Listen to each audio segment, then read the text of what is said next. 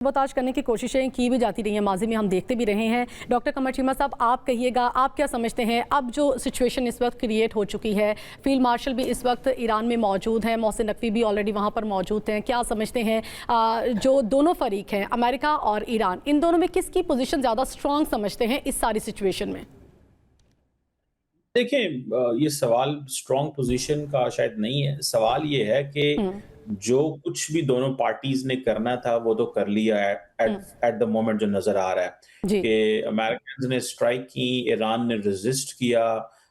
Iran ने जो जंग लड़ी वो ऐसी जंग थी कि अमेरिका ने महसूस किया कि सीज़फायर भी हो और अब हम डायलॉग की तरफ जाएँ। ईरान का वो सरेंडर चाहते थे, वो हम्म। समझते थे कि लोगों को इंस्टॉल किया जाए।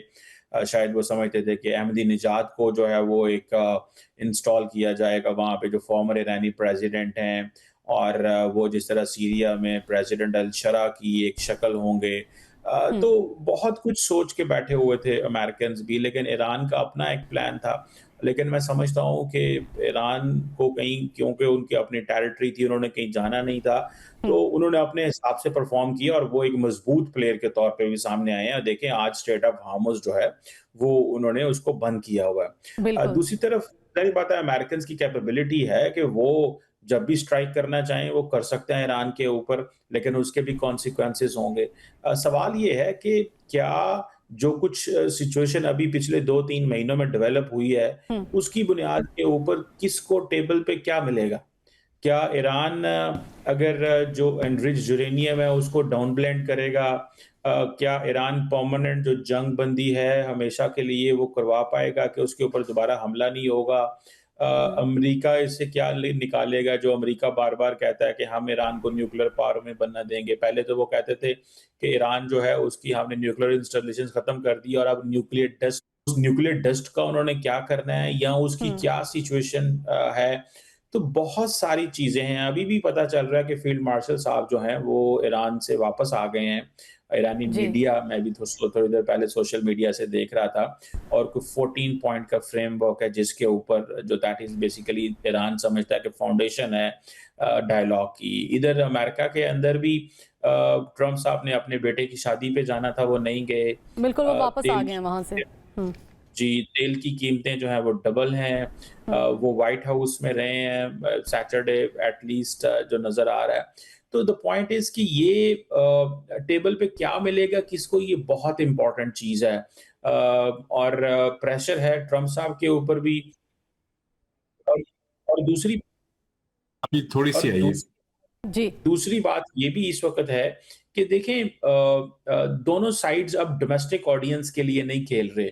दोनों साइड्स कंक्रीट बात करना चाहते हैं।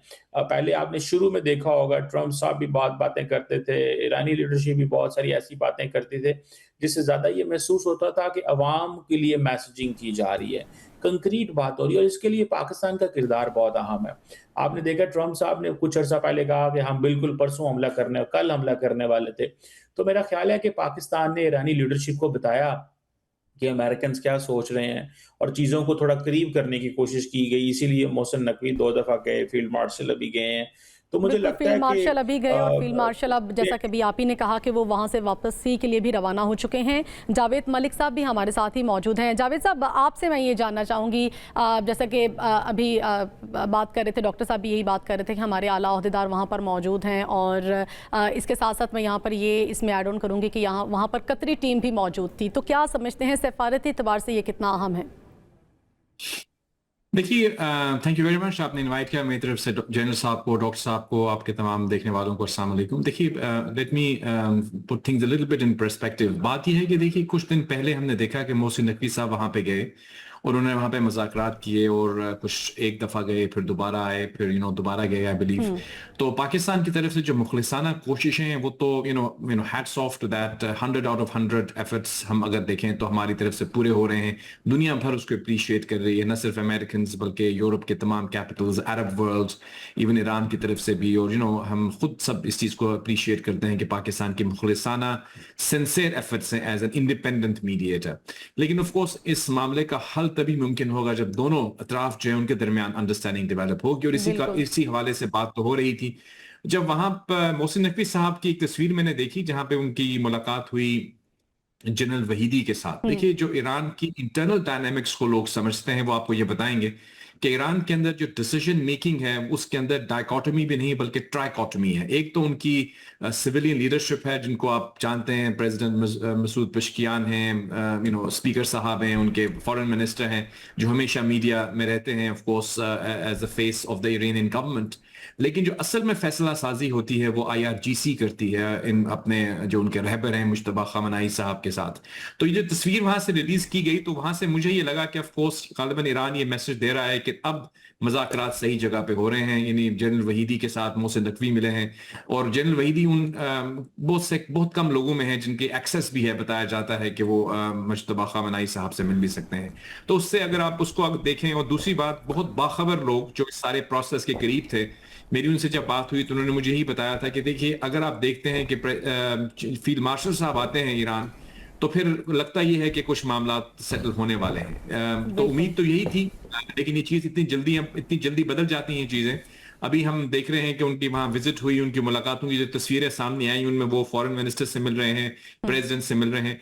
तो उम्मीद तो ये की जा रही है कि कोई पेशरफ्त होगी। तो अभी तक तो मुझे कोई ऐसी वहां से कॉन्फर्मेशन नहीं है कि मामला सेटल हो चुके हैं, बिकॉज एक मामला अभी तक जो है वो पेंडिंग है। वो ये है कि ईरान ये समझता है कि गो कि वो अपना हुर्मुज को खोल दे, लेकिन खोलने के बाद उसका एडमिनिस्ट्रेटिव कंट्रोल उनके पास हो। मुझे लगता है ये एक्सेप्टेबल नहीं होगा, ना अमेरिका को एक्सेप्टेबल होगा, ना खित्ते के ममालिक को यहाँ पर acceptable सर मैं होगा। यहाँ पर ये भी ऐड मैं करना चाहूँगी, जैसा कि कंट्रोल तो वो नहीं रखना, मतलब उनके पास नहीं रहने देना चाहते। इसके साथ साथ जो ट्रोलिंग सिस्टम वहाँ पर शुरू किया गया है, अब ओमान की जानिब से भी इस पर मैंने ये पिछले कुछ दिनों में कुछ खबरें सामने आ रही थी कि ओमान की जानिब से भी इस पर इत्तफाक किया गया कि ट्रोलिंग सिस्टम नहीं, उस ट्रोलिंग सिस्टम को फीस में हम कन्वर्ट कर देते हैं। लेकिन गुज़श्ता रोज़ हमने मार्को रूबियो का एक बयान भी सुना जिसमें उन्होंने वाज़े तौर पर कहा कि ना तो ट्रोलिंग सिस्टम वहाँ पर होगा, ना ही कोई फीस होगी, और खित्ते का कोई भी मुल्क इसमें शामिल ना हो। इसको किस तरह से नहीं, देखेंगे? ये बिल्कुल मैं वही कह रहा हूं कि ये जो पोजीशन वो ले रहे हैं, पहली बात तो देखिए, ये मैं इस रिपोर्ट से एग्री नहीं करता। ये कुछ मीडिया में रिपोर्ट हुई है कि ओमान के साथ उनकी बात हुई। जी ये बहुत पुरानी बात है, जब जी वो उनके फॉरेन मिनिस्टर जाके ओमान से मिले थे और उन्होंने उनसे बात करने की जी कोशिश की कि क्योंकि जी जी असल सर। में ये जो पानी है जिसको वो कंट्रोल करना चाह रहे हैं, ये उनका पानी नहीं है ईरान का, ये इंटरनेशनल वाटर है, उसका बहुत कम हिस्सा उनके पास है। ज्यादातर जो है वो सी ऑफ ओमान के पास आता है, गल्फ ऑफ ओमान कह लें उसको। तो इसलिए वो ओमान के साथ उन्होंने बात की कि हो सकता है कि हमारी जॉइंट स्ट्रेटेजी बन जाए। लेकिन जहां तक मेरी अंडरस्टैंडिंग है, ओमान कभी भी एग्री नहीं करेगा कि वो GCC ममालिक के खिलाफ जाके ईरान के साथ कोई एग्रीमेंट करे और वहां पे टोल आए। और देखिए, टोल लगना या फीस लगना, इसका क्या मतलब है? इसका मतलब ये है कि जो जितनी भी अशियाए खुर्दनोश वहां से जाएंगी उनकी कीमतें बढ़ जाएंगी। तो क्या वो हमें एक्सेप्टेबल होगा, मुझे और आपको होगा, हमारे तेल की नहीं कीमतों में बिल्कुल। अगर इजाफा हो जाता है? प्लस चलो, ये और ऑलरेडी हिस्टोरिकल इतनी इसकी कोई कीमतें बढ़ बेसिस चुकी नहीं है हैं, ना। पेट्रोल है, किसी भी चीज़ को देख ले, तो वो मजीद इन्फ्लेशन इतनी बढ़ चुकी है। हाँ, तो अगर उस पर आप फीस लगा देंगे तो और बढ़ जाएंगी। तो बिल्कुल इसलिए मैं कह रहा हूँ कि एक्सेप्टेबल नहीं है, क्योंकि देखिए, ना इंटरनेशनल लॉ में इसकी कोई गुंजाइश है, ना वहां की कोई हिस्टोरिकल बेसिस है। तो ये एक ऐसा स्टिकिंग पॉइंट है, इसको गालिबन कुछ लोग, दूसरा जो इसका मुस्बत पहलू मैं बताता हूं आपको, हो सकता है कि ये एक बार्गेनिंग चिप के तौर पे इस्तेमाल हो, जी पॉस्चरिंग हो, और बाद में जब वो मीटिंग करें तो वो इस चीज को फोरगो कर दें। अगर ऐसा है फिर तो मुमकिन है कि पेशरफ्त होगी। लेकिन अगर यहाँ पे वो फ्लेक्सिबिलिटी नहीं दिखाएंगे तो ऑफ कोर्स फिर मुझे नहीं लगता कि प्रोग्रेस होगी। जी।